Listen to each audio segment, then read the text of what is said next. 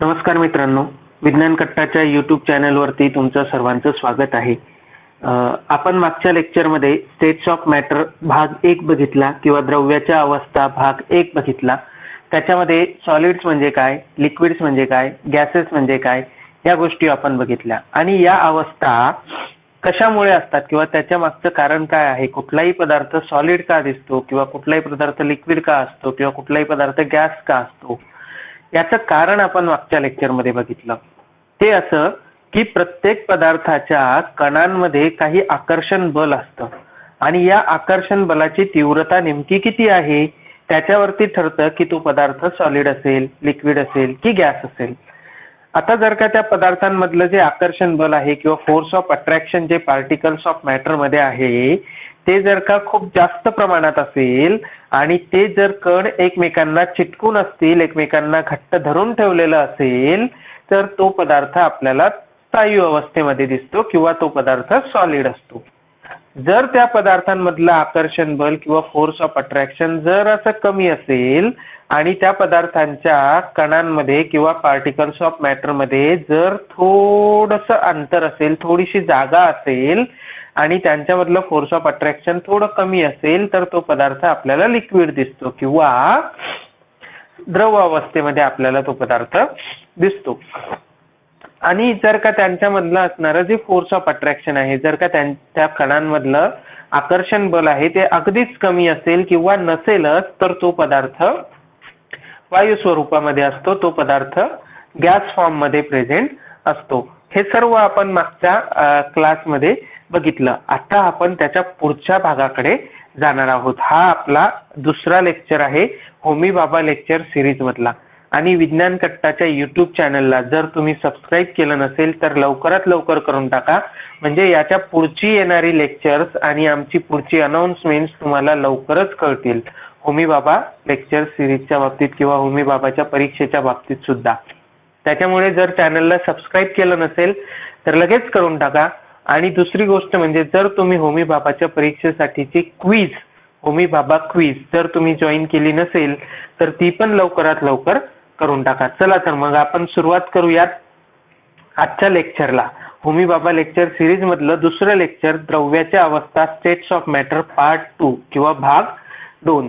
आता याच्यामध्ये आपल्याला काय बघायचं आहे तर inter conversion of states of matter, की जे स्थायू अवस्था आहे, द्रव अवस्था आहे, वायू अवस्था आहे, त्यांचं अवस्थांतर होतं का, म्हणजे सॉलिडचं लिक्विडमध्ये कन्व्हर्जन होतं का, लिक्विडचं गॅसमध्ये कन्व्हर्जन होतं का, गॅसचं लिक्विडमध्ये, लिक्विडचं सॉलिडमध्ये कन्व्हर्जन होतं का, यांचं एकमेकांमध्ये रूपांतर होतं का, ही गोष्ट आपल्याला आज बघायची आहे. आणि जर होत असेल तर नेमकं कशामुळे होतं, कोणकोणत्या घटकांचा परिणाम या स्टेट्स ऑफ मॅटरवरती किंवा पदार्थांच्या अवस्थांवरती होतो, तापमानाचा काही परिणाम होतो का, किंवा दाब किंवा प्रेशर असतं त्याचा काही परिणाम होतो का, ते आपल्याला बघायचं आहे. त्याच्यानंतर आपल्याला या लेक्चरमध्ये मेल्टिंग पॉइंट म्हणजे काय, म्हणजे ज्याला आपण काय म्हणतो गोठणांक किंवा विलयनांक असं म्हणतो, मेल्टिंग पॉइंट म्हणतो, उत्कलनांक बॉइलिंग पॉइंट म्हणतो.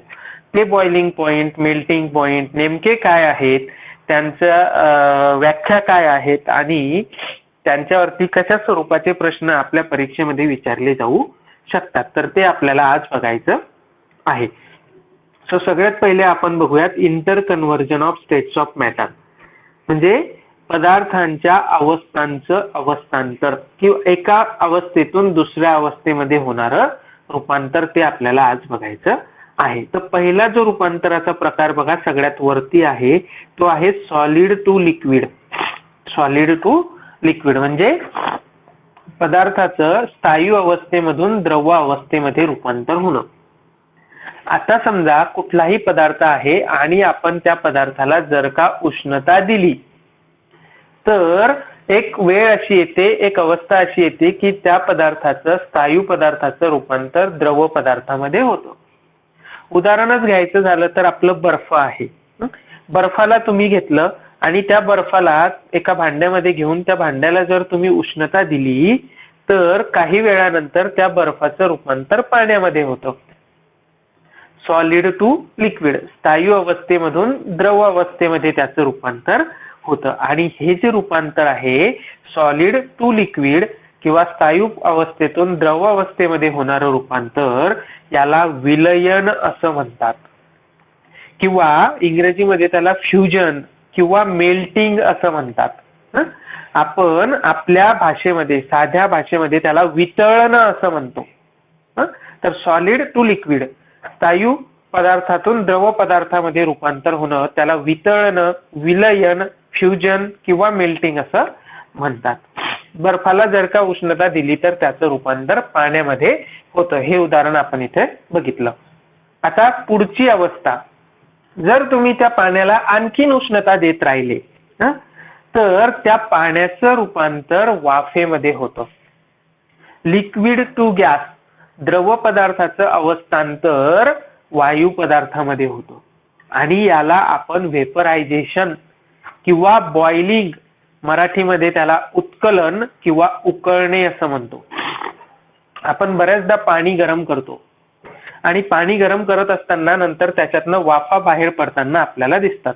त्या पाण्याचं रूपांतर वाफेमध्ये होत असतं. त्याच द्रव अवस्थेतील पाण्याचं रूपांतर वायू अवस्थेमध्ये होत असतं. याला व्हेपरायझेशन किंवा बॉइलिंग किंवा उत्कलन किंवा आपल्या साध्या भाषेमध्ये त्याला उकळणं असं म्हणतात. आता तिसरी स्टेप किंवा सॉलिड टू गॅस, म्हणजे काही पदार्थ असे आहेत की त्या पदार्थांचं स्थायू अवस्थेमध्ये जर ते पदार्थ असतील आणि आपण त्यांना जर का उष्णता दिली तर त्या पदार्थाचं रूपांतर सॉलिड मधनं डायरेक्टली गॅसमध्ये होतं.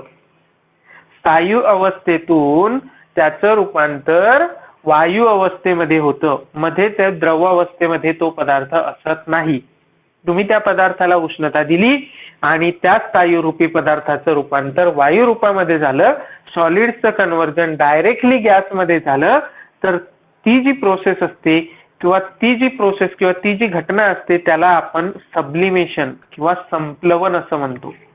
बऱ्याचदा तुम्ही बघितलं असेल की आपल्या घरामध्ये कापूर असतो. त्या कापूरचा काही दिवसानंतर आपल्याला तो कापूर अजिबात दिसत नाही. तिथे काही लिक्विड फॉर्म सुद्धा दिसत नाही किंवा द्रव सुद्धा पदार्थ दिसत नाही, कारण त्या स्थायू रूपी कापुराचं डायरेक्टली वायूमध्ये रूपांतर झालेलं असतं. याचं आणखीन एक उदाहरण, आपल्या घरामध्ये डांबर गोळी असते. त्या डांबर गोळीचं सुद्धा रूपांतर डायरेक्टली स्थायू अवस्थेमधनं वायू अवस्थेमध्ये होतं. त्याला संप्लवन किंवा सब्लिमेशन असं म्हणतात. आयोडीन नावाचा पदार्थ आहे. आयोडीनचं सुद्धा रूपांतर स्थायू अवस्थेमधनं डायरेक्टली गॅसमध्ये किंवा वायू अवस्थेमध्ये होतं. तर ही उदाहरणं आहेत संप्लवन होणाऱ्या पदार्थांची, सब्लिमेशन होणाऱ्या पदार्थांची, आणि ही उदाहरणं परीक्षेमध्ये विचारली जाऊ शकतात. कुठली कुठली उदाहरणं मी तुम्हाला सांगितली तर कापूर असेल, डांबर गोळी असेल, आयोडीन असेल, अशी भरपूर सारी उदाहरणं सब्लिमेशन या प्रोसेसची आहे. त्याच्यामध्ये स्थायू अवस्थेतून रूपांतर डायरेक्टली वायू अवस्थेमध्ये होत असतं. ओके, आता पुढची अवस्था किंवा पुढचं रूपांतर आपण बघणार आहोत ते आहे liquid to solid. Liquid to solid म्हणजे द्रव अवस्थेचं रूपांतर स्थायू अवस्थेमध्ये होतं. आता तुमच्याकडे पाणी आहे आणि पाणी तुम्ही फ्रीजरमध्ये ठेवलं. फ्रीजचा जो वरचा भाग असतो त्या फ्रीजरमध्ये तुम्ही ते पाणी ठेवलं. द्रव अवस्थेतलं पाणी काही वेळानंतर स्थायू अवस्थेमध्ये कन्व्हर्ट होतं किंवा त्याचं रूपांतर स्थायू अवस्थेमध्ये होतं. आता ही जी प्रोसेस आहे या प्रोसेसला सॉलिडिफिकेशन प्रोसेस असं म्हणतात किंवा याला आपण साध्या भाषेमध्ये गोठणं असं म्हणतो, की पाण्याचं रूपांतर बर्फामध्ये होणं. तो बर्फ जो ते जे पाणी आहे ते गोठलं जातं. हे फ्रीजरमध्येच होतं का तर असं नाही. जिथे अगदी तापमान कमी आहे अशा उंचावरच्या पर्वतीय प्रदेशामध्ये सुद्धा ही गोष्ट किंवा ही घटना घडत असते. बऱ्याचदा आपण वाचतो की मनालीमध्ये किंवा उत्तर भारतामध्ये हिमालय प्रदेशामध्ये बर्फवृष्टी होते. तर त्या ठिकाणी काय होतं की तापमान कमी असल्यामुळे ते जे द्रव अवस्थेतलं पाणी आहे जे पावसाच्या स्वरूपामध्ये खाली पडत असतं त्याचं रूपांतर बर्फामध्ये होतं, कारण तापमान खूपच कमी असतं आणि या प्रोसेसला म्हणजे द्रव अवस्थेचं रूपांतर स्थायू अवस्थेमध्ये होणं याला सॉलिडिफिकेशन किंवा गोठण असं म्हणतात. आता वायुरूपी पदार्थ असतील आणि त्यांचं रूपांतर जर लिक्विडमध्ये होत असेल म्हणजे गॅस टू लिक्विड कन्व्हर्जन, म्हणजे वायुरूपी पदार्थाचं रूपांतर द्रव अवस्थेमध्ये होत असेल तर त्याला कंडेन्सेशन किंवा संघनन असं म्हणतात. म्हणजे तुम्हाला सगळ्यांना माहित असेल की पाऊस पडतो. कसा पडतो तर समुद्राचं जे पाणी आहे ते उष्णतेमुळे गरम होतं आणि ते वर जातं आणि वर जात असताना वरती उंचावरती तापमान कमी असल्यामुळे त्या वाफेचं रूपांतर पुन्हा पाण्यामध्ये होतं आणि पावसाच्या स्वरूपामध्ये ते पुन्हा जमिनीवरती पडतं. तर वरती गेलेल्या गरम झालेल्या हवेचं वाफेचं रूपांतर पाण्यामध्ये होणं या प्रोसेसला कंडेन्सेशन असं म्हणतात किंवा संघनन असं म्हणतात. तर या संघननामुळे कंडेन्सेशनमुळे पाऊस पडण्याची प्रक्रिया घडत असते. आता हे संघनन फक्त वरती होतं का तर तसंही अजिबात नाही. हिवाळ्यामध्ये तुम्हाला दव दिसतात बघा, दव बिंदू झाडांवरती किंवा पानांवरती किंवा छोटे छोटे जे गवत असतं त्या गवतांवरती, गवतांच्या पात्यांवरती तुम्हाला दवबिंदू तयार झालेले दिसतात. तर हे दवबिंदू कसे तयार होतात तर हिवाळ्यामध्ये सकाळी सकाळी तापमान खूपच कमी असल्यामुळे हवेतील वाफेचं रूपांतर पाण्यामध्ये होतं आणि त्याच्यामुळे आपल्याला ते दवबिंदू पानांवरती, गवतांच्या पात्यांवरती तयार झालेले दिसतात. तर ही जी प्रोसेस आहे, ही प्रोसेस किंवा ही जी घटना आहे याला कंडेन्सेशन, ही जी प्रक्रिया आहे हिला कंडेन्सेशन किंवा संघनन असं म्हणतात. आता काही आपण आपल्या रोजच्या जीवनातलं उदाहरण घेऊ की फ्रीजमध्ये ना तुम्ही खूप सारं पाणी ठेवलं होतं. एका भांड्यामध्ये तुम्ही पाणी ठेवलं होतं फ्रीजमध्ये, फ्रीजच्या खालच्या भागामध्ये. ते बर्फ झालेलं नाही पण ते पाणी थंड झालंय. काही वेळानंतर ते थंड झालेलं पाणी तुम्ही जे भांडं आहे ते तुम्ही बाहेर काढलं आणि टेबलावरती ठेवलं. थोड्या वेळानंतर त्या भांड्याच्या आजूबाजूला तुम्हाला, भांड्याच्या बाहेरच्या बाजूला तुम्हाला काही पाण्याचे थेंब जमा झालेले दिसतात. आता आपण जे पाणी ठेवलं होतं ते तर भांड्याच्या मध्ये होतं, तर भांड्याच्या बाहेरच्या बाजूला कसं काय पाणी जमा झालं तर त्याचं कारण सुद्धा हे कंडेन्सेशनच आहे किंवा हे संघननच आहे. त्याच्यामुळे काय होतं की त्या भांड्याचं तापमान खूपच कमी असतं कारण ते आपण फ्रीजमधून बाहेर काढलेलं असतं आणि बाहेरची जी हवा असते, त्या भांड्याच्या आजूबाजूची जी हवा असते त्या हवेचं तापमान भांड्यामुळे कमी होतं आणि ते कमी झाल्यामुळे त्या हवेतली जे बाष्प असतं, त्या हवेतली जी वाफ असते त्याचं रूपांतर पाण्यामध्ये होतं आणि ते भांड्याच्या बाहेरच्या बाजूला जमा होतं द्रव स्वरूपामध्ये आणि आपल्याला ते पाण्याचे थेंब दिसतात. तर ही जी प्रक्रिया आहे याला सुद्धा कंडेन्सेशन किंवा संघनन असं म्हणतात. तर हे असं संघनन होतं. म्हणजे आपण बघितलं विलयन, उत्कलन, संप्लवन, गोठण आणि संघनन. सॉलिड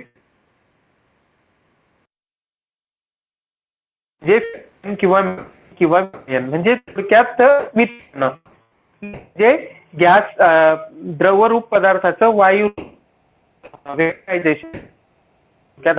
लीड टू गॅस, स्थायू रूपी पदार्थांचं डायरेक्टली गॅसमध्ये रूपांतर होणं, वायू रूपामध्ये रूपांतर होणं. डांबर गोळी असेल, कापूर असेल, अशी भरपूर सारी पदार्थ आहेत, त्याला संप्लवन किंवा सब्लिमेशन असं म्हणतात. Liquid to solid, liquid to solid म्हणजे द्रवरूप पदार्थांचं स्थायू रूपामध्ये रूपांतर होणं. फ्रीजरमध्ये ठेवलेला बर्फ, सॉलिडिफिकेशन किंवा गोठण किंवा त्याला गोठणं असं आपण म्हणतो. आता वायू रूपाचं रूपांतर द्रव अवस्थेमध्ये होणं, गॅस टू लिक्विड, त्याला कंडेन्सेशन किंवा संघनन असं म्हणतो. पाऊस पडण्याची प्रक्रिया त्यामुळे होते. भांड्याच्या बाजूला, फ्रीजमधून बाहेर काढलेल्या भांड्याच्या आजूबाजूला पाणी जमा होताना आपल्याला दिसतं. ही सगळी या प्रत्येक उदाहरणाची, प्रत्येक प्रक्रियेची उदाहरणं आहेत आणि ही उदाहरणं आपल्याला परीक्षेमध्ये विचारली जाऊ शकतात की हे असं असं होत आहे तर ही प्रक्रिया खालीलपैकी कोणती? विलयन आहे, उत्कलन आहे, संप्लवन आहे, गोठण आहे, संघनन आहे, फ्युजन आहे, वेपरायझेशन आहे, सब्लिमेशन आहे, सॉलिडिफिकेशन आहे की कंडेन्सेशन आहे, याच्यावरती प्रश्न विचारले जाऊ शकतात. आता याच्यातला शेवटचा मुद्दा राहिलाय तो म्हणजे गॅस टू सॉलिड, की वायू रूप जे पदार्थ आहेत त्यांचं डायरेक्टली सॉलिड मध्ये रूपांतर होणं, सब्लिमेशन प्रोसेसच्या उलट प्रोसेस, त्याला म्हणतात डिपॉझिशन. आता याला मराठीमध्ये खरंच काय म्हणतात हा शब्द मला सापडला नाही, पण जर तुम्हाला कुठे सापडला तर तुम्ही नक्की शोधा आणि आपल्या कमेंट बॉक्समध्ये तो शब्द टाका की डिपॉझिशनला मराठीमध्ये नेमकं काय म्हणतात. गॅस टू सॉलिड किंवा वायुरूपी पदार्थांचं स्थायू रूपामध्ये रूपांतर होणं, सब्लिमेशन या प्रोसेसच्या अगदी उलटी प्रोसेस.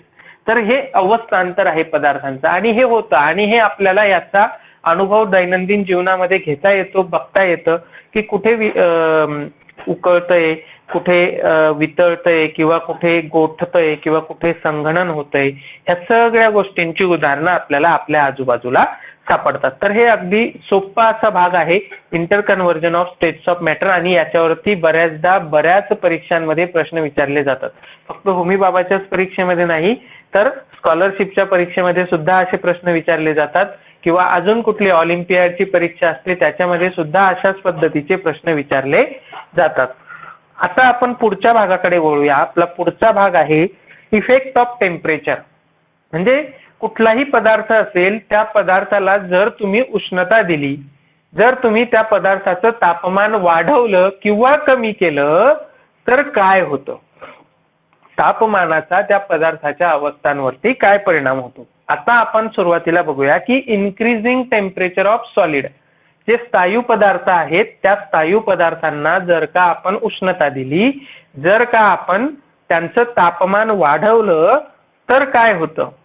बघा आपण सगळ्यात पहिल्या लेक्चरमध्ये बघितलं होतं की स्थायू पदार्थ म्हणजे काय, तर तो पदार्थ वेगवेगळ्या पार्टिकल्स पासून किंवा कणांपासून बनलेला आहे आणि त्या कणांमध्ये फोर्स ऑफ अट्रॅक्शन आहे, त्या कणांमध्ये आकर्षण बल आहे. ते जे कण आहेत स्थायू पदार्थांचे ते एकमेकांना घट्ट चिटकून असलेले आहेत, त्यांच्यामध्ये कुठल्याही प्रकारची जागा, रिकामी जागा नाहीये, अशा पद्धतीनं ते स्थायू पदार्थ आहेत. आता जर समजा या स्थायू पदार्थांना आपण उष्णता दिली, त्यांचं तापमान वाढवलं तर सगळ्यात आधी ते जे कण आहेत का, ते जे पार्टिकल्स आहेत का, ते जे स्थायू पदार्थाचे कण आहेत का, त्यांची कायनेटिक एनर्जी किंवा त्यांची जी गतीज ऊर्जा आहे ती वाढायला सुरुवात होते. कारण आपण तापमान वाढवतोय, कारण आपण उष्णता देतोय, कारण आपण त्याला ऊर्जा देतोय. उष्णता देतोय म्हणजे आपण त्याला ऊर्जा देतोय आणि मिळालेल्या ऊर्जेमुळे ते जे सॉलिड पदार्थाचे कण आहेत त्यांची जी कायनेटिक एनर्जी आहे, त्यांची जी गतीज ऊर्जा आहे ती वाढायला लागते. आणि जशी ही गतीज ऊर्जा वाढायला लागते तसे हे जे कण आहेत यांची मोशन वाढते, यांचं व्हायब्रेशन व्हायला लागतं मोठ्या प्रमाणामध्ये, यांचं स्पंदन व्हायला लागतात, त्यांचं कंपन व्हायला लागतात आणि ही कंपन वाढली, अजून जास्त ऊर्जा मिळाली की ही जी ऊर्जा आहे या ऊर्जेमुळे त्यांच्यामधलं जे आकर्षण बल आहे, त्यांच्यामधलं जे फोर्स ऑफ अट्रॅक्शन आहे ते फोर्स ऑफ अट्रॅक्शन ओव्हरकम होतं.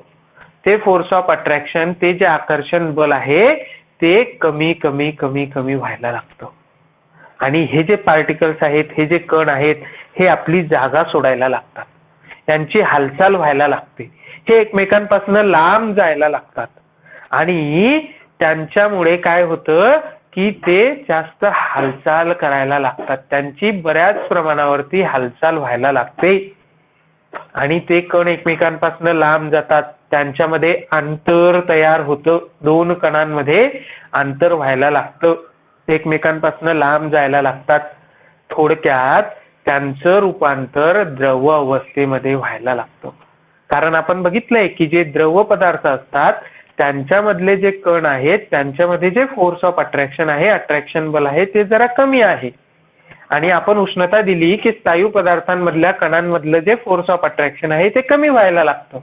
म्हणजे त्यांच्यामध्ये काही जागा तयार व्हायला लागते आणि ते पदार्थ स्थायू रूपातनं द्रव रूपांमध्ये अवस्थांतर त्यांचं होतं. जर आपण स्थायू पदार्थांना ऊर्जा दिली, स्थायू पदार्थांना उष्णता दिली, स्थायू पदार्थांचं तापमान वाढवलं, सॉलिडचं टेम्परेचर वाढवलं तर सगळ्यात पहिले kinetic energy of particles increase होते. त्या कणांची जी गतीज ऊर्जा आहे ती वाढते. या स्वरूपाचे प्रश्न विचारतात बरं का, की काय केलं की काय होतं, तापमान वाढवलं की काय होतं, कायनेटिक एनर्जीचं काय होतं, त्या कणांच्या हालचालीचं काय होतं आणि त्यांचं रूपांतर कुठल्या स्वरूपामध्ये होतं. तर या गोष्टींकडे आपलं बारकाईनं लक्ष असलं पाहिजे. तर तापमान वाढवलं स्थायू पदार्थांचं तर त्या पदार्थांचे जे कण आहेत त्यांची जी गतिज ऊर्जा आहे ती वाढायला लागते. त्या पदार्थांच्या कणांचं व्हायब्रेशन्स वाढायला लागतं, त्यांची कंपनं वाढायला लागते. त्या पदार्थांचे जे कण आहेत त्यांची हालचाल जास्त प्रमाणात व्हायला लागते आणि शेवटी त्यांचं रूपांतर द्रव पदार्थामध्ये होतं. तर हा परिणाम आहे तापमानाचा. जर स्थायू पदार्थावरती तापमान वाढवलं तर नेमकं काय होतं, तर या गोष्टी आपल्याला बघायला मिळतात, या गोष्टी होतात. आता नेमकं काय होतं बरं, की स्थायू अवस्थाचं किंवा स्थायू पदार्थाचं रूपांतर द्रव पदार्थामध्ये होत असताना जर तुम्ही तापमान दिलं, जर तुम्ही उष्णता दिली तर सगळाच पदार्थ एकाच वेळी द्रव स्वरूपामध्ये हस्तांतर होत नाही किंवा रूपांतर होत नाही. म्हणजे तुम्ही बघा, बर्फ तुम्ही एखाद्या भांड्यामध्ये घ्या आणि त्याला उष्णता द्या, सगळ्याच बर्फाचं 0 मिनिटामध्ये पाण्यामध्ये रूपांतर होणार नाही. म्हणजे काय होतं, की अगदी थोडासा बर्फ वितळायला सुरुवात होते, त्याचं रूपांतर हळूहळू हळूहळू हळूहळू द्रव अवस्थेमध्ये होतं. आणि जर आपण त्या भांड्यामध्ये, त्या बर्फाच्या भांड्यामध्ये जर आपण तापमापी ठेवलं, जर आपण थर्मामीटर ठेवलं तर आपल्याला असं दिसतं की हळूहळू हळूहळू हळूहळू त्या पदार्थाचं तापमान जे आहे, टेम्परेचर जे आहे ते वाढतंय. पण ज्या वेळेस तो पदार्थ वितळायला सुरुवात होते, ज्या वेळेस तो पदार्थ मेल्ट व्हायला सुरुवात होते, ज्या वेळेस त्या स्थायू पदार्थाचं रूपांतर द्रव अवस्थेमध्ये व्हायला सुरुवात होते, त्यावेळेस जे तापमान असतं ते तापमान काही वेळापर्यंत, म्हणजे पूर्ण स्थायू पदार्थाचं द्रव पदार्थामध्ये रूपांतर होईपर्यंत ते स्थिर राहतं. म्हणजे जर तुम्ही बर्फ घेतला आणि त्याला उष्णता दिली, त्याच्यामध्ये तापमापी ठेवली, थर्मामीटर ठेवलं, तर हळूहळू तुम्हाला असं दिसेल की त्या बर्फाचं तापमान वाढत वाढत वाढत वाढत वाढत वाढत जातंय आणि 0 डिग्रीला ते तापमान आलं तर तो बर्फ वितळायला सुरुवात होते. आणि 0 डिग्रीला तापमान आलं, बर्फ वितळायला सुरुवात झाली की ते तापमान 0 डिग्रीवरती स्थिर राहतं. तुम्ही त्याच्यानंतर त्याला कितीही उष्णता दिली, जोपर्यंत पूर्ण बर्फ वितळून होत नाही तोपर्यंत ते तापमान 0 अंशावरच असतं. आता हा जो पदार्थ आहे किंवा हे जे 0 अंश तापमान आहे, की मिनिमम टेम्परेचर किंवा कमीत कमी टेम्परेचर, ज्या तापमानाला पदार्थ स्थायू अवस्थेमधून द्रव अवस्थेमध्ये रूपांतर व्हायला सुरुवात करतो, तो जो तापमान असतो त्याला म्हणतात मेल्टिंग पॉइंट. त्याला म्हणतात मेल्टिंग पॉइंट किंवा त्याला म्हणतात विलयन बिंदू. पदार्थाचं स्थायू अवस्थामधनं द्रव अवस्थेमध्ये रूपांतर होण्याच्या सुरुवात, ते जे तापमान असतं आणि ते स्थिर असतं जोपर्यंत पूर्ण स्थायू पदार्थ द्रव पदार्थामध्ये रूपांतरित होत नाही तोपर्यंत, त्या तापमानाला मेल्टिंग पॉइंट किंवा विलयन बिंदू असं म्हणतात. Minimum temperature at which a solid melts to become a liquid at atmospheric pressure. At atmospheric pressure हा शब्द खूप महत्वाचा आहे. सामान्य दाबाला, वातावरणाच्या सामान्य दाबाला, बरं का, समुद्र सपाटीवरती जो हवेचा दाब असतो त्या दाबाला ही परिस्थिती पाहिजे, मेल्टिंग होत असलं पाहिजे. जर तुम्ही दाब वाढवला तर मात्र परिस्थिती बदलेल. की सामान्य दाबाला, समुद्र सपाटीवरती जो हवेचा दाब असतो त्या दाबाला तुम्ही मिनिमम टेम्परेचर, कमीत कमी तापमान, ज्या वेळेस सॉलिडचं रूपांतर लिक्विडमध्ये, स्थायू पदार्थाचं रूपांतर द्रव पदार्थांमध्ये होईल, त्याला म्हणतात मेल्टिंग पॉइंट, विलयन बिंदू. आणि हा जो मेल्टिंग पॉइंट असतो, हा मेल्टिंग पॉइंट आपल्याला काय सांगतो की त्या पदार्थांमध्ये जी आकर्षण बल आहेत का, जी अट्रॅक्टिव्ह फोर्सेस आहेत का, जे अट्रॅक्शन फोर्स आहे का, त्या अट्रॅक्टिव्ह फोर्स, त्या आकर्षण बलांची तीव्रता किती आहे, त्यांची स्ट्रेंथ किती आहे, त्यांची ताकद किती आहे, तो आपल्याला हा मेल्टिंग पॉइंट सांगतो. जर का मेल्टिंग पॉइंट एखाद्या पदार्थाचा कमी असेल तर त्यांच्यामध्ये जे अट्रॅक्शन फोर्सेस आहेत ते अगदीच कमी आहेत, ते एवढे स्ट्रॉंग नाहीयेत. पण जर का एखाद्या पदार्थाचा मेल्टिंग पॉइंट खूप मोठा आहे, खूप जास्त आहे, तर त्यावेळेस असं समजायचं की त्या स्थायू पदार्थामध्ये जे फोर्स ऑफ अट्रॅक्शन आहे ते खूपच स्ट्रॉंग आहे आणि म्हणून त्याला लिक्विडमध्ये कन्वर्ट व्हायला किंवा त्याचा मेल्टिंग पॉइंट यायला जास्त ऊर्जा द्यावी लागते. जे फोर्स ऑफ अट्रॅक्शन आहे ते जास्त आहे जर मेल्टिंग पॉइंट जास्त असेल तर. आता पाण्याचा मेल्टिंग पॉइंट किंवा पाण्याचा विलयन बिंदू किती आहे, तर तो आहे 0 डिग्री सेंटीग्रेड. बर्फाचा किंवा पाण्याचा काहीही म्हणा. विलयन बिंदू म्हणजे काय, स्थायू रूपातनं द्रव रूपांतर मध्ये होण्याचं तापमान. आणि बर्फाचं पाण्यामध्ये तापमान, बर्फाचं पाण्यामध्ये रूपांतर होताना जे तापमान असतं, जो विलयन बिंदू असतो तो 0 डिग्री सेंटीग्रेड असतो, 0 डिग्री सेल्सिअस असतो. त्यालाच जर केल्व्हिन मध्ये कन्व्हर्ट केलं, केल्व्हिन हे सुद्धा तापमान मोजण्याचं एक एकक आहे, हे टेम्परेचरचं एक युनिट आहे आणि केल्व्हिन हे टेम्परेचरचं SI युनिट आहे. आपल्याला परीक्षेमध्ये बऱ्याचदा प्रश्न विचारला जातो की तापमानाचं SI युनिट काय आहे. सिस्टम इंटरनॅशनल या पद्धतीनं मोजलेलं तापमान जे आहे ते कशामध्ये मोजलं जातं, तर ते केल्व्हिन मध्ये मोजलं जातं. आणि 0 डिग्री सेल्सिअस म्हणजे 273.15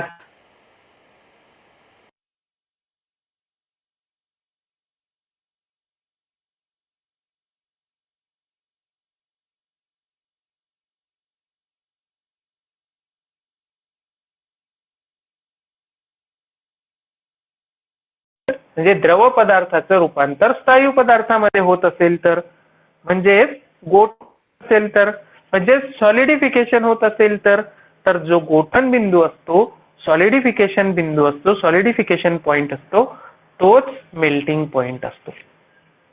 melting point is equal to solidification point. म्हणजे विलयन बिंदू बरोबर गोठण बिंदू. म्हणजे ज्या तापमानाला स्थायू अवस्थेचं रूपांतर द्रव अवस्थेमध्ये होतं, त्याच तापमानाला द्रव अवस्थेचं रूपांतर स्थायू अवस्थेमध्ये होतं. आता ते जे पाणी आहे त्या पाण्याला जर आपण थंड केलं, त्याचं तापमान जर आपण कमी केलं, तर 0 डिग्री सेल्सिअसलाच त्या पाण्याचं रूपांतर बर्फामध्ये होईल, त्याचं गोठण त्याच बिंदूला होईल, त्याच तापमानाला होईल. म्हणून melting point is equal to solidification point. म्हणजेच विलयन बिंदू बरोबर गोठण बिंदू. तर हे असं मेल्टिंग पॉइंट असतं की ते तापमान, कमीत कमी तापमान, ज्या तापमानाला स्थायू पदार्थाचं रूपांतर द्रव पदार्थामध्ये होत असतं. तर हा असा आपला विलयन बिंदू. जर आता तो द्रव पदार्थ आहे, स्थायू पदार्थ आहे, त्याचं रूपांतर द्रव पदार्थामध्ये होतंय आणि मी जसं म्हटलं की एकदा त्याचा मेल्टिंग पॉइंट आला किंवा त्याचा विलयन बिंदू आला की त्यानंतर जर तुम्ही उष्णता देत राहिला तरी सुद्धा तापमान बदलत नाही, बर का. तर उष्णता तुम्ही देताय, तुम्ही एनर्जी प्रोव्हाइड करताय, तुम्ही ऊर्जा देताय, पण ती ऊर्जा तापमान वाढवत नाही. मग ती ऊर्जा कुठे जाते, तर ती ऊर्जा त्या पदार्थामध्ये लपलेली असते आणि म्हणून त्या ऊर्जेला लपलेली ऊर्जा किंवा लॅटंट हीट असं म्हणतात. आणि ती लॅटंट हीट म्हणजे काय, तर तुम्ही जी ऊर्जा प्रोव्हाइड करता आहे, म्हणजे मेल्टिंग पॉइंटला, म्हणजे विलयन बिंदूला, ज्या वेळेस पदार्थ विलयन व्हायला सुरुवात होतो, त्याचं रूपांतर द्रवावस्थेमध्ये व्हायला सुरुवात होतं, त्या वेळेपासून पूर्ण पदार्थाचं रूपांतर द्रवावस्थेमध्ये होईपर्यंत जेवढी उष्णता तुम्ही देतात तेवढी उष्णता म्हणजे लॅटंट हीट ऑफ फ्युजन किंवा त्याची लपलेली उष्णता किंवा लपलेली ऊर्जा, amount of heat energy required to change. आता याला आपण काय केलंय, याला आपण कसं डिफाईन करायचं, याची व्याख्या कशी करायची नेमकी या लॅटंट हीटची किंवा या लपलेली उष्णतेची. तर 1 किलोग्राम तुम्ही सॉलिड पदार्थ घेतला किंवा स्थायू पदार्थ घेतला बरं का, आणि मेल्टिंग पॉइंट आला किंवा त्याला तुम्ही विलयन बिंदू पर्यंत आणलं.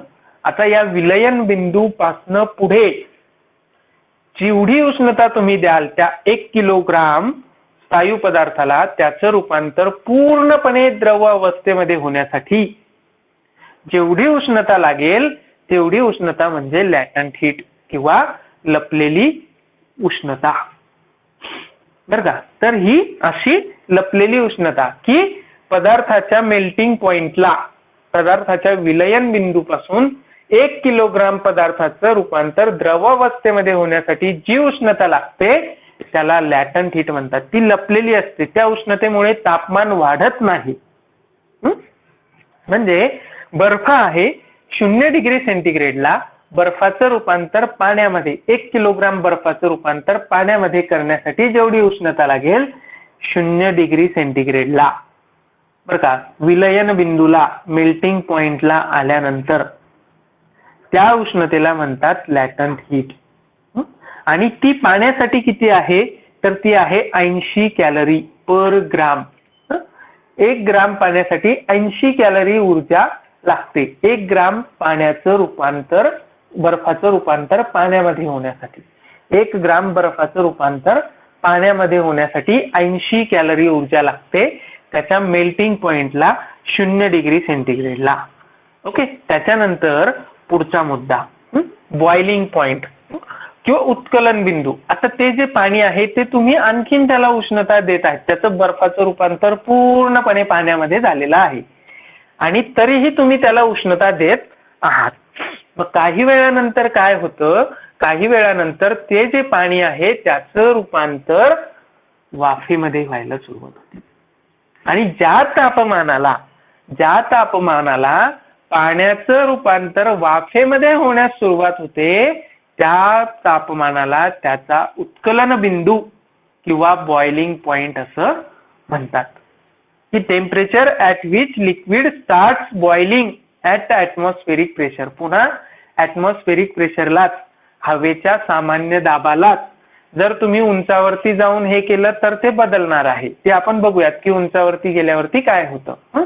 पण समुद्र सपाटीला किंवा सामान्य दाबाला ज्या तापमानाला पाणी उकळायला सुरुवात होते त्या तापमानाला पाण्याचा उत्कलन बिंदू किंवा बॉइलिंग पॉइंट असं म्हणतात. मग पाण्याच्या ऐवजी कुठला दुसरा द्रव पदार्थ, तर ज्या तापमानाला त्या द्रव पदार्थाचं रूपांतर वायू पदार्थामध्ये व्हायला सुरुवात होते त्या तापमानाला म्हणतात उत्कलन बिंदू किंवा बॉइलिंग पॉइंट. मग हा बॉइलिंग पॉइंट किती असतो, तर पाण्यासाठी तो 100 डिग्री सेंटीग्रेड असतो. म्हणजे तापमान जर तुम्ही मोजलं पाण्याचं आणि त्याला उष्णता देत राहिले तर 100 डिग्री सेंटीग्रेडला त्या पाण्यातनं वाफ तयार व्हायला सुरुवात होईल, पाण्याचं उकळणं सुरुवात होईल आणि त्याला म्हणतात बॉइलिंग पॉइंट ऑफ वॉटर.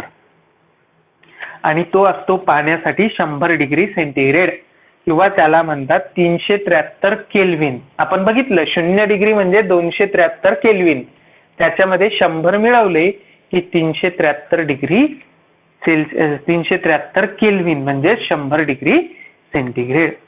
आणि जसं मी तुम्हाला मागे सांगितलं की पदार्थाचं लिक्विड मधून गॅसमध्ये रूपांतर होतं 100 डिग्री सेंटीग्रेडला, पाण्याचं रूपांतर वाफेमध्ये होतं, तर त्याच 100 डिग्री सेंटीग्रेडला वाफेचं रूपांतर पाण्यामध्ये होतं आणि म्हणून तो जो बॉइलिंग पॉइंट असतो तोच पॉइंट कंडेन्सेशन पॉइंट असतो.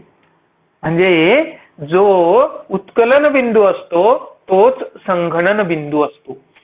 ज्या तापमानाला पाण्याचं उत्कलन होतं त्याच तापमानाला पाण्याचं संघनन सुद्धा होतं आणि म्हणून boiling point is equal to condensation point.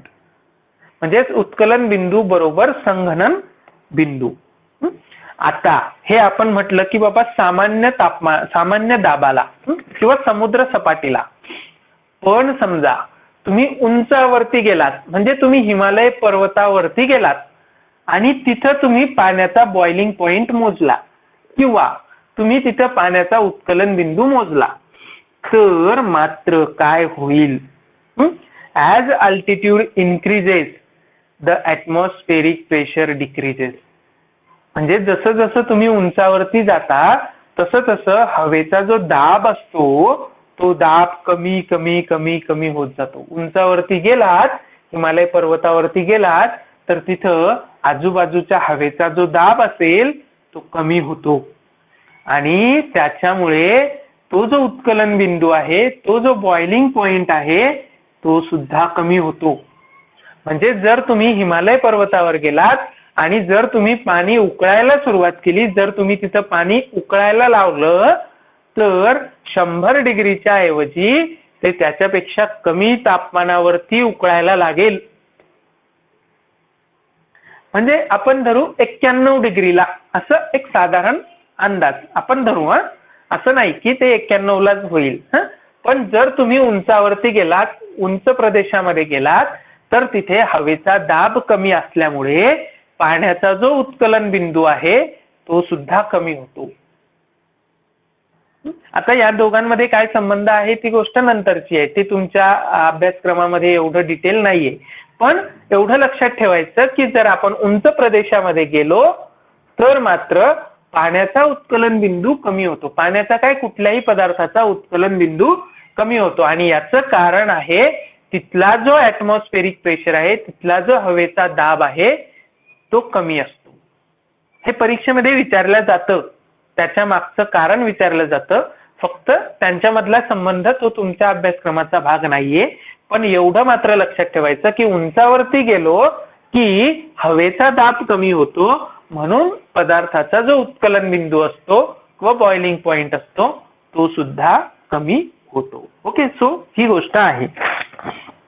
आता याच्या नंतरचा भाग पुन्हा तोच, लॅटंट हीट ऑफ वेपरायझेशन किंवा वेपरायझेशन म्हणजे उत्कलन. तर उत्कलनाच्या मध्ये लपलेली उष्णता, जशी आपण फ्युजनची बघितली, लॅटंट हीट ऑफ फ्युजन बघितली, म्हणजे काय की स्थायू पदार्थाचं द्रव पदार्थामध्ये रूपांतर होण्यासाठी जी उष्णता लागते, जी ऊर्जा लागते, त्याला म्हणतात लॅटंट हीट. आणि ती त्या तापमानाला, ज्या वेळेस तो पदार्थ विलयन व्हायला किंवा मेल्ट व्हायला सुरुवात होते त्या तापमानाला. आता सेम वे तुम्ही पाण्याला उष्णता देत आहात, त्या पाण्याचं तापमान वाढत वाढत वाढत वाढत जातं आणि एक वेळ अशी येते की त्याचं रूपांतर वाफेत व्हायला सुरुवात होते. पण इथनं पुढं मात्र पाण्याचं तापमान वाढत नाही. उष्णता देत राहिलं तरी तापमान वाढत नाही. जी उष्णता आहे तुम्ही जी देत आहात ती उष्णता त्या पाण्यामध्ये, त्या वाफेमध्येच रूपांतरित होते, त्याच्यामध्ये ती लपलेली असते, त्या वाफेमध्ये ती लपलेली असते आणि म्हणून त्याला म्हणतात latent heat of vaporisation. Latent heat of vaporisation. आणि ही किती असते तर पाण्यासाठी ती 2.25 × 10⁻⁶ जूल पर किलोग्राम. एका किलोग्राम साठी एवढी जूल एनर्जी लागते. 2.25 × 10⁻⁶ एवढी मोठी उष्णता, एवढी मोठी ऊर्जा त्या 1 किलो पाण्याला वाफेमध्ये रूपांतर करायला लागते. त्याच्या बॉइलिंग पॉइंट पासून, म्हणजे त्याच्या उत्कलन बिंदूच्या पुढे तुम्ही एवढी उष्णता दिली की 1 किलोग्राम पाण्याचं रूपांतर वाफेमध्ये होईल. आता बघा, तुम्ही उष्णता देता आहात पण तापमान वाढत नाहीये आणि ती जी उष्णता देता आहात ती ऍडिशनल उष्णता त्या वाफेच्या कणांमध्ये असते. म्हणजे आपण असं म्हटलं की 100 डिग्री सेंटीग्रेडला एखादं पाणी उकळतंय, तर 100 डिग्री सेंटीग्रेडला बघा पाणी सुद्धा असतं आणि वाफ सुद्धा असते. पण ह्या जे पाणी आणि वाफ यांच्यामधली जर का ऊर्जा आपण कंपेअर केली तर जे वाफेचे कण असतात का, त्यांच्यामध्ये जास्त ऊर्जा असते.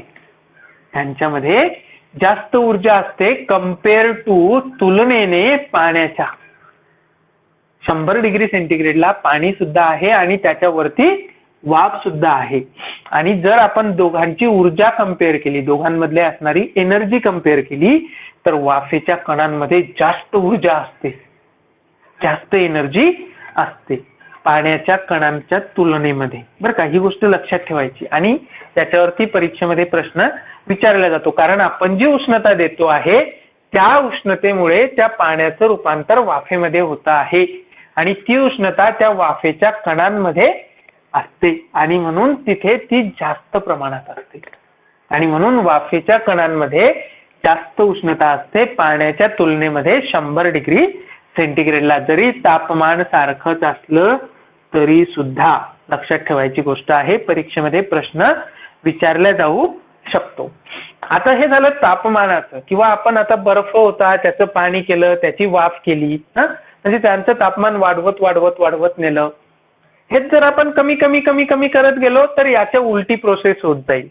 वाफेचं रूपांतर त्या पाण्यामध्ये होईल, पाण्याचं रूपांतर बर्फामध्ये होईल. ही याची उलटी प्रोसेस झाली. पण हे सगळं आपण तापमान वाढवणं किंवा कमी करणं याच्यामुळे करत होतो. आता जर आपण दाब केला किंवा त्याचा दाब जो आहे तो कमी जास्त केला तर काय होईल, इफेक्ट ऑफ प्रेशर काय होईल, दाबाचा परिणाम काय होईल ते आता आपल्याला बघायचं आहे. आता बघा, जर आपण वायूवरती किंवा गॅसवरती दाब दिला, प्रेशर दिलं, तर आपण त्या वायूचं रूपांतर द्रव पदार्थामध्ये करू शकतो, बरं का. जर आपण वायूवरती दाब दिला तर आपण त्या वायूचं रूपांतर द्रव पदार्थामध्ये करू शकतो. Gases can be compressed into liquids by applying pressure. पण याच्यासाठी खूप खूप खूप मोठ्या प्रमाणावरती दाब द्यावा लागतो. त्याच्यामुळे 2 गोष्टी केल्या जातात. काय केल्या जातात, तर प्रेशर अप्लाय केलं जातं, दाब दिला जातो आणि तापमान सुद्धा कमी केलं जातं. जर आपण दाब दिला, दाब वाढवला आणि तापमान कमी केलं एखाद्या वायूचं, एखाद्या हवेचं, एखाद्या गॅसचं, तर त्याचं रूपांतर द्रव अवस्थेमध्ये होतं. आता याचं उदाहरण कोणतं आहे, तर तुमच्या आमच्या घरामध्ये जो स्वयंपाकाचा गॅस वापरला जातो त्याला आपण LPG असं म्हणतो. ते LPG म्हणजे काय, तर लिक्विफाईड पेट्रोलियम गॅस. तो एक वायू आहे, पेट्रोलियम गॅस आहे, त्याला लिक्विफाय केलेलं आहे, त्याचं रूपांतर द्रव अवस्थेमध्ये केलेलं आहे आणि हा LPG आपल्या घरातल्या सिलेंडरमध्ये भरलेला असतो. त्याच्यावरती खूप मोठ्या प्रमाणावरती प्रेशर देऊन, दाब देऊन तो भरलेला असतो, म्हणून तो लिक्विफाईड पेट्रोलियम गॅस असतो. ते एक मिक्सचर आहे बघा, त्याच्यामध्ये प्रोपेन, ब्युटेन, आयसोब्युटेन असे भरपूर सारे गॅसेस असतात, भरपूर सारे वायू असतात आणि त्यांना दाबाखाली अंडर प्रेशर त्यांना त्या सिलेंडरमध्ये भरलेलं असतं. त्याचबरोबर आणखीन एक वायू किंवा त्याला CNG असं म्हणतो, जो आपण इंधन म्हणून बऱ्याचशा मोटारींमध्ये वापरतो. तो जो CNG आहे तो कंप्रेस्ड नॅचरल गॅस आहे. तो गॅसच आहे, नॅचरल गॅस आहे, त्याच्यामध्ये मिथेन असतो. हा मिथेन हा खूप मोठ्या प्रमाणावरती दाबला जातो, याच्यावरती खूप दाब दिला जातो, याला खूप प्रेशराईज केलं जातं, याच्यावरती खूप प्रेशर टाकलं जातं आणि त्याला कॉम्प्रेस केलं जातं आणि मग तो त्या सिलेंडरमध्ये भरला जातो. तो कॉम्प्रेस्ड नॅचरल गॅस आहे. तो कॉम्प्रेस्ड नॅचरल गॅस आहे, त्याला खूप मोठ्या प्रमाणावरती कॉम्प्रेस केलेलं आहे. तो CNG आपण इंधनामध्ये वापरतो, बऱ्याच मोटारींमध्ये तुम्ही CNG वापरतात. तर तो CNG म्हणजे कॉम्प्रेस्ड नॅचरल गॅस. तो नैसर्गिक वायू आहे, नैसर्गिक वायूमध्ये मोठ्या प्रमाणावरती मिथेन असतो.